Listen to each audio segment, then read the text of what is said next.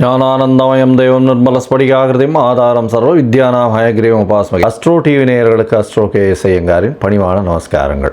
மாத பலன், குரோதி வருஷம் மார்கழி மாதத்தினுடைய பலன், அதாவது 16/12/2024 13/1/2025 வரை உண்டான காலகட்டத்திற்கு என்னென்ன பலன்கள் மேஷம் முதல் மீனம் வரை அப்படின்னு பார்க்கலாம். அதற்கு முன்னாடி இந்த மாதத்தில் வரக்கூடிய கோள்சாரம் என்ன, கோள்களின் மாற்றங்கள் என்னென்ன இந்த மாதத்தில், அது தவிர இந்த மாதத்தில் வரக்கூடிய விசேஷங்கள் என்னென்ன அப்படின்றதையும் பார்ப்போம். அதற்கு பிறகு ஒரு ராசியாக வரிசைப்படுத்தி இந்த மாதத்தினுடைய பலன்களையும் இந்த மாதத்தில் சந்திராஷ்டம நாட்கள் என்னன்றதையும் பார்க்கலாம். இந்த மாதத்தினுடைய கோள்சாரம் அப்படின்னு பார்க்கும்பொழுது காலபுருஷ தத்துவத்தின் 2வது ராசியான ரிஷபத்தில் குரு வக்கரகதியில், கடகத்தில் செவ்வாய் வக்கரத்தில், கன்னியில் கேது, விருச்சிகத்தில் புதன், சூரியன் மார்கழி மாதம்ன்றதுனால தனுசு மாதம் தனுசு ராசியில், சுக்கிரன் மகரத்தில், கும்பத்தில் சனி, ராகு மீனத்தில் இருக்க. இந்த மாதம் மாத கிரகம்னு சொல்லக்கூடிய சூரியன் தனுசுக்கு வந்ததிலிருந்து தனுர் ராசி தனுர் மாதம் ஆரம்பமாகுது. அதாவது நம்ம சௌரமான மாதங்கள்ன்றதை கொண்டு நம்ம அதில் அந்த வழக்கத்தை வச்சுட்டு இருக்கோம். சந்திரமான மாதம் சௌரமான மாதம்னு இருக்குது. இது சௌரமான மாதத்தை இது பழக்கத்தில் கொண்டு வர்றதுனால சூரியன் ஒரு ராசியிலிருந்து மற்றொரு ராசிக்கு செல்றதை சௌரமான மாதம்னு சொல்லுவோம். விருச்சிகத்திலிருந்து தனுசுக்கு சூரியன் வர்றதை தனுர் மாதம் அப்படின்னு சொல்லி நம்ம மார்கழி மாதம் குரோதி வருஷத்தை ஆரம்பிக்கிறோம். இந்த 30 நாட்களில் பார்த்தாலேயானால் சுக்கிரன் மாறுறார். 30/12/2024 அன்னைக்கு மகரத்திலிருந்து கும்பத்திற்கு சுக்கிரன் மாறுறார். அது தவிர புதன் 1/1/2025 அன்னைக்கு விருச்சிகத்தில் இருக்கக்கூடிய புதன் தனுசுக்கு போகிறார். இது இந்த மாதத்தினுடைய மாத கிரகங்களினுடைய மாற்றம். பொதுவாகவே மாத கிரகங்கள்னு சொல்லக்கூடியது சூரியன், செவ்வாய், புதன் மற்றும் சுக்கிரன், இந்த 4 கிரகங்கள். இதில் செவ்வாய் இந்த மாதத்தில் மாற்றங்கள் இல்லை, அவர் வக்கரகதியில் இருக்கார். நீச்சம் பெற்று போய் வக்கரகதியாக இருக்கிறது ரொம்பவும் விசேஷம். சரி, இந்த மாதத்தில் என்னென்ன விசேஷ நாட்கள் வருது அப்படின்னு பார்த்தாலேயானால் 17ஆம் தேதி 17/12/2024 அன்னைக்கு பார்த்தாலேயானால் இது ஸ்ரீ ரமண மகரிஷியினுடைய 145வது ஆராதனை, அதாவது 145வது ஜெயந்தி அன்னைக்கு.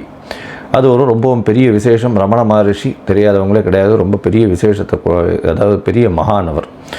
இந்த மாதத்தில் 23/12/2024, 24/12/2024, 22/12/2024 இந்த 3 நாட்களும் பார்த்தாலேயானால் பொதுவாகவே அஷ்டகா அன்வஷ்டகான்னு சொல்லுவாள்.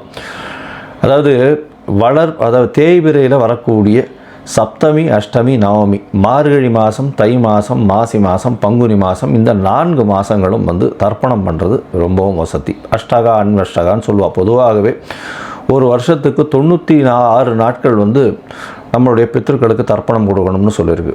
அதில் இந்த மார்கழி மாதத்துலேருந்து மார்கழி, தை, மாசி, பங்குனி இந்த 4 மாதம் 3 நாள் சப்தமி, அஷ்டமி, நவமி, அதாவது தேய்பிரையில் வரக்கூடியது, அது கொடுக்கறது மூலியமாக 12 நாட்கள் இது அஷ்டகா அன்வஷ்டகாவினுடைய தர்ப்பணங்கள்னு சொல்லுவாள். இதுக்கு உண்டான மேலும் சிறப்புகள் உங்களுடைய வைதிகர்களை கேட்டு தெரிஞ்சுக்கோங்க. இந்த மாதத்தில் வரக்கூடியது பார்த்தாலேயானால் 25ஆம் தேதி அன்றைக்கி 25/12/2024 அன்றைக்கி காஞ்சி காமகோடி பீடாதிபதி, அதாவது அவருடைய மகா பெரியவர்களுடைய ஆராதனை வருது. அது ரொம்ப பெரிய விசேஷம். அதற்கு பிறகு 30ஆம் தேதி அன்றைக்கி 30/12/2024 அன்றைக்கி அமாவாசை மற்றும் இந்த மாதத்தில் வரக்கூடிய மூல நட்சத்திரம். அதனால் மார்கழி மூலம் ரொம்ப பெரிய விசேஷம், அனுவ ஜெயந்தின்னு சொல்லக்கூடியது. அதனால் ரொம்ப பெரிய விசேஷம் மார்கழி மூலம்.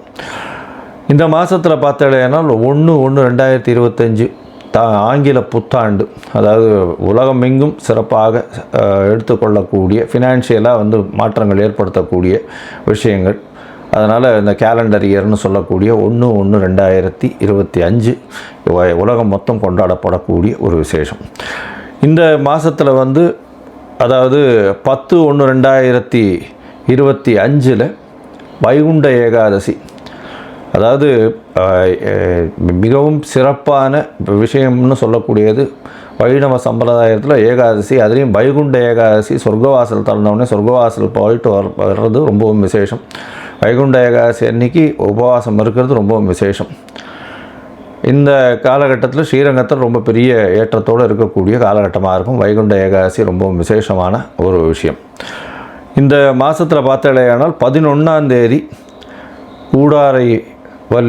ஊடாரை வெல்லும் சீர் கோவிந்தான்ற பாசுரம் 27வது பாசுரம். அதாவது இந்த மாதம் மொத்தமே பார்த்தாலேயானால் ஆண்டாள் நாச்சியாருக்கு உண்டான மாதம் மார்கழி மாதம்.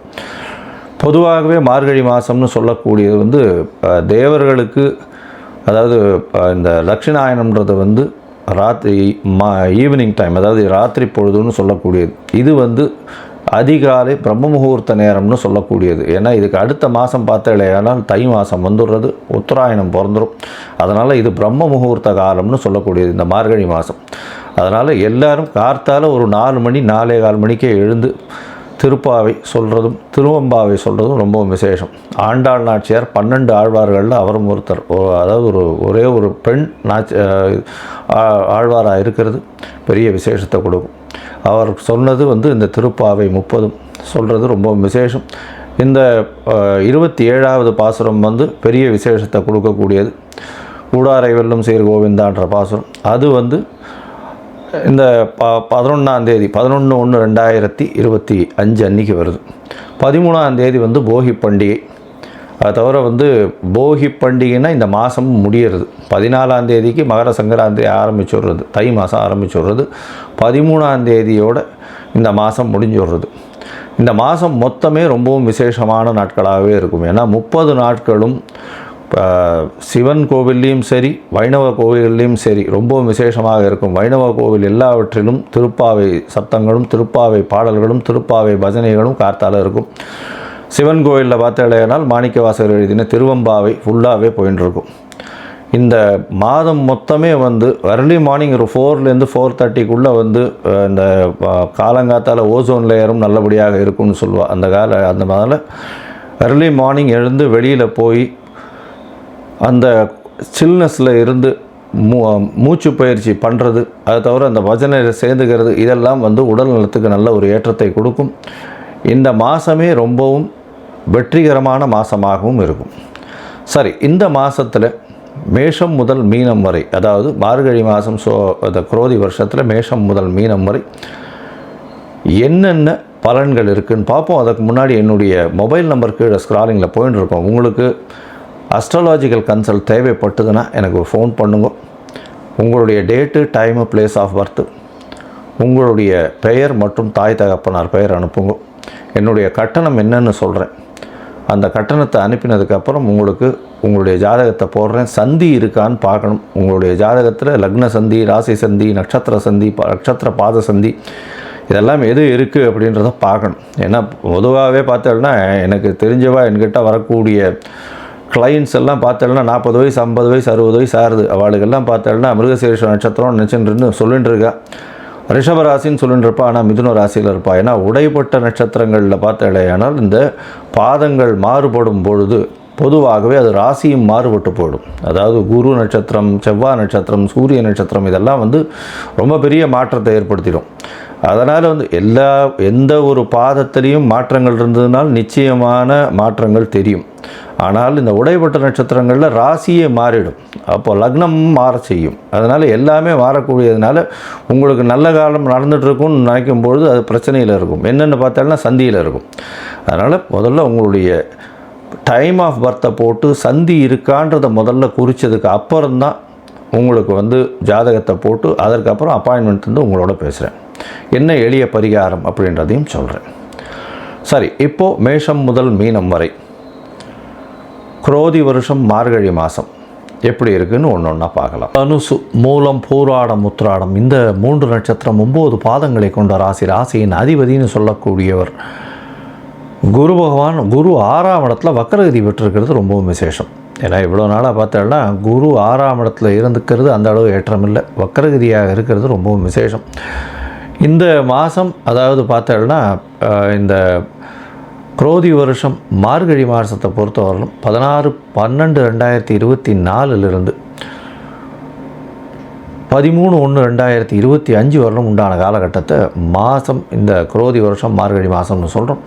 பொதுவாகவே மாத கிரகம்னு சொல்லக்கூடிய சூரியன், செவ்வாய், புதன் மற்றும் சுக்கிரனுடைய மாற்றங்களை வச்சு தான் மாத பலன்கள் சொல்லுவோம். நம்ம சௌரமான மாதங்கள்ன்ற வழக்கத்தை கொண்டு வரோம். சௌரமான மாதங்களில் பார்த்தீங்கன்னா ஒரு ராசியிலிருந்து அடுத்த ராசிக்கு சூரியன் பெயரும் பொழுது அந்த ராசியினுடைய பெயரை வச்சு அந்த மாதத்தினுடைய பெயரை சொல்கிறோம். இந்த மாதம் உங்களுடைய ராசியிலேயே சூரியன் இருக்கிறது பெரிய விசேஷம். இதன் மூலியமாக 9ஆம் அதிபதி உங்களுடைய ராசியில் ஒரு திரிகோணாதிபதி இன்னொரு திரிகோணத்தில் இருக்கிறது ரொம்பவுமே விசேஷம். இதன் மூலியமாக பார்த்தாலேயானால் நீங்கள் நினைத்த காரியங்கள் நடக்கும். வெளிநாடு போய் படிக்கணும்னு நினச்சிங்கன்னா நிச்சயம் நடக்கும். புதிய வேலை கிடைக்கக்கூடிய பாக்கியம் உண்டு. வேலையில் ஏற்றங்கள், அதாவது ப்ரமோஷன் கிடைக்கும். வியாபாரங்கள் பெரிய ஏற்றம் கிடைக்கும். இந்த மாதம் பார்த்தோம்னா உங்களுடைய ராசிக்கு 5ஆம் அதிபதியும் 8ஆம் இடத்துல நீச்சப்பட்டு மறைந்து இருந்தாலும் அவர் வக்கரகதியில் இருக்கிறதுனால உச்சம் பெற்றதற்கு சமம். 8ஆம் இடத்தில் உச்சம் பெற்றிருக்கிறதுனால வெளிநாடு, வெளியூர், வெளிமாநிலம் செல்லக்கூடிய பாக்கியம் நிச்சயமாக வரும். வேலை நிமித்தமாக வெளிநாடு போகக்கூடிய வாய்ப்புகள் நிச்சயமாக இருக்கும். வெளிநாட்டில் ஒரு புது அசைன்மெண்ட்டை கொடுப்பாங்க. ஏன்னா 5ஆம் இடம்ன்றது உங்களுக்கு மனசுக்கு பிடிச்ச நீங்கள் உங்களுடைய அபிலாஷைகளை நிறைவேற்றக்கூடிய விஷயங்கள் நடக்கக்கூடிய இடம்.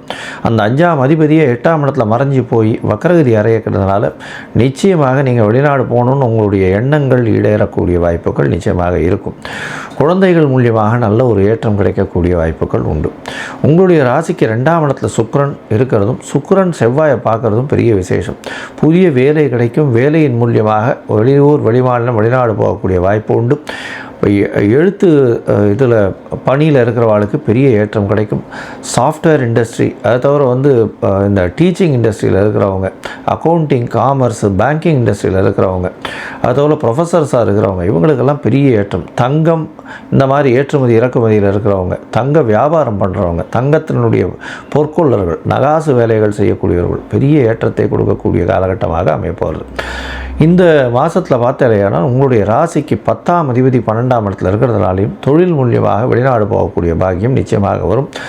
சில தொழிலுக்காக சில செலவுகள் செய்ய வேண்டியிருக்கும். இன்வெஸ்ட்மெண்ட்டு கொஞ்சம் அதிகமாக இருக்க வேண்டிய காலகட்டமாக இருக்கும். புதுசாக கடன் வாங்க வேண்டிய காலகட்டமாகவும் அமையும். உங்களுக்கு புதிய வீடு, மனை அமையக்கூடிய பாக்கியம் நிச்சயமாக உண்டு. முயற்சிகள் எல்லாமே வெற்றி பெறக்கூடிய வாய்ப்புகள் நிச்சயமாக இருக்கும். உங்களுடைய ராசிக்கு 4ஆம் இடத்துல ராகு பகவான் இருக்கிறது உங்களுடைய முயற்சிகளை வெற்றியை கொடுக்கும். படிக்கக்கூடிய மாணவர்களுக்கு வெற்றியை கொடுக்கக்கூடிய காலகட்டமாக அமையப்போகிறது. 9ஆம் அதிபதியே ராசியில் இருக்கிறதுனால வெளிநாடு போய் போஸ்ட் கிராஜுவேஷன் படிக்கக்கூடிய காலகட்டம் அமையும். உங்களுக்கு இந்த பிஆர், அதாவது பர்மனெண்ட் ரெசிடென்ட்ஷிப்பு, இல்லைன்னா அங்கே இருக்கக்கூடிய சிட்டிசன்ஷிப் கிடைக்கக்கூடிய க்ரீன் கார்டு கிடைக்கக்கூடிய காலகட்டமாக இந்த காலகட்டம் அமைய போகிறது. இந்த மாதம் உங்களுடைய ராசிக்கு 2ஆம் இடத்துல இருக்கக்கூடிய சுக்கிரன் 3ஆம் இடத்துக்கு போகிறார். சனியோடு சேர்ந்திருக்கார். 6ஆம் அதிபதி, அதை தவிர 11ஆம் அதிபதி 3ஆம் இடத்துக்கு போகிறதுனால முயற்சிகள் மூலியமாக அபரிமிதமான லாபத்தையும் அபரிமிதமான பணத்தையும் சம்பாதிக்கக்கூடிய வாய்ப்புகள் உண்டு. இளைய சகோதரர்கள் மூலியமாக நல்ல ஒரு ஏற்றம், மூத்த சகோதரர்கள் மூலியமாக நல்ல ஒரு ஏற்றம் கிடைக்கக்கூடிய காலகட்டமாக அமையும். உங்களுடைய ராசிக்கு பார்த்தோம்னா 12ஆம் இடத்துல இருக்கக்கூடிய புதன் உங்களுடைய ராசியிலே வரார். நல்ல ஒரு ஏற்றமான காலம். புதன் ராசியில் இருந்தால் அது திக்பலம். அது பெரிய ஏற்றத்தை கொடுக்கக்கூடிய காலகட்டமாக அமையும். உங்களுடைய முயற்சியின் மூலியமாக இந்த ஷேர் மார்க்கெட் பிஸ்னஸில் பெரிய ஏற்றத்தை காணக்கூடிய வாய்ப்புகள் உண்டு. இந்த மாதத்தில் உங்கள் முயற்சிகள் எல்லாமே வெற்றி அடையும்னு சொன்னோம். ஆனால் சில நாட்கள் நீங்கள் அந்த முயற்சியை தள்ளி போகிறது நல்லது. அந்த சில நாட்கள்னு சொல்கிறது இந்த சந்திராஷ்டம நாட்கள்னு சொல்கிறோம். அந்த சந்திராஷ்டம நாட்களில் புதிய முயற்சி வேண்டாம், வெளியூர், வெளிமாநில பிரயாணம் வேண்டாம்னு சொல்கிறோம். ஒருவேளை பண்ண வேண்டிய கட்டாயம் இருந்தது ஏனால் சந்திர பகவானுக்கு உண்டான எளிய பரிகாரத்தை பண்ணிட்டு பண்ணுறது ரொம்பவும் நல்லது. சந்திர பகவானுக்கு உண்டான எளிய பரிகாரம்னு சொல்லக்கூடியது ஒரு பசுமாட்டுக்கு உங்களால் முடிஞ்ச கீரைக்கட்டு கொடுங்க. கீரைக்கட்டு, அகத்தி கீரைக்கட்டு கொண்டு போய் துவாதசியில் கொடுத்துட்டு வாங்க பசு மாட்டுக்கு. அது ஒரு நல்ல ஏற்றத்தை நிச்சயமாக கொடுக்கும். உங்களுக்கு வரக்கூடிய தடைகளிலிருந்து விலக்கை கொடுக்கும்.